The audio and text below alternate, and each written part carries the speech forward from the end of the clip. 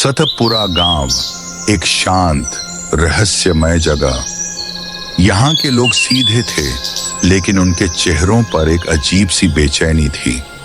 अनन्या और अर्जुन को भी ये बात खलने लगी। दीदी, सब लोग क्यों कहते हैं कि तालाब शापित है? क्या ये सच है या सिर्फ डरावनी कहानियाँ?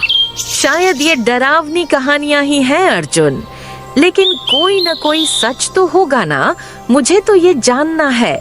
मुझे तो डर लगता है, पर अगर तुम जाओगी मैं भी चलूंगा। एक शाम गांव के सबसे बुजुर्ग बाबा हरिदास ने उन्हें अपने पास बुलाया। उनकी आंखों में गांव की सदियों पुरानी यादें झलक रही थीं। बच्चों, वो तालाब, वो सिर्फ पानी नहीं है, उसमें गांव की आत्मा बसती है। सालों पहले गांव के लालच ने उसे शापित कर दिया। तब से हर अमावस्या पर उसकी आत्मा बेचैन हो उठती है। शापित? वो कैसे बाबा? कहते हैं जो भी उस तालाब में झांकेगा उसे अपनी आत्मा का अक्स दिखेगा, और अगर डर गया तो उसकी आत्मा हमेशा के लिए तालाब में ही कैद हो जाएगी। हम डरेंगे नहीं बाबा, हमें सच्चाई जाननी ही होगी। साहस अच्छा है बिटिया, पर याद रखना सच्चाई का सामना करना आसान नहीं होता। दीदी, हम सच में वहां जाएंगे? सब कहते हैं वो तालाब बुरा है।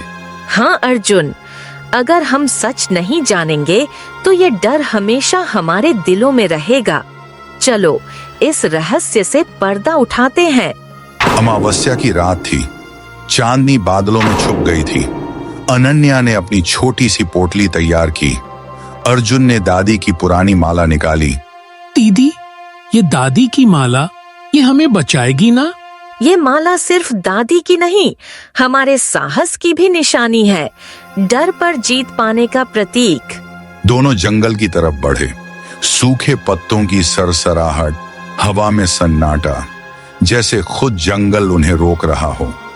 तालाब तक पहुंचते पहुंचते अर्जुन का दिल धड़क रहा था। अनन्या ने उसका हाथ मजबूती से पकड़े रखा। पानी नीली रोशनी में चमक रहा था। तभी पानी से एक महिला आकृति प्रकट हुई। बहुत साहस है तुम दोनों में, लेकिन सच्चाई सस्ती नहीं मिलती। 3 परीक्षाओं से गुजरना होगा। कैसी परीक्षाएं? पहली परीक्षा अपने डर से सामना, दूसरी लालच पर काबू, और तीसरी अपनी आत्मा की सच्चाई। क्या तैयार हो? हम तैयार हैं। पहली परीक्षा आई, डर का सामना। अचानक अर्जुन खुद को अंधेरे में अकेला पाया। दीदी, कहाँ हो? यहाँ कुछ है, मुझे बहुत डर लग रहा है।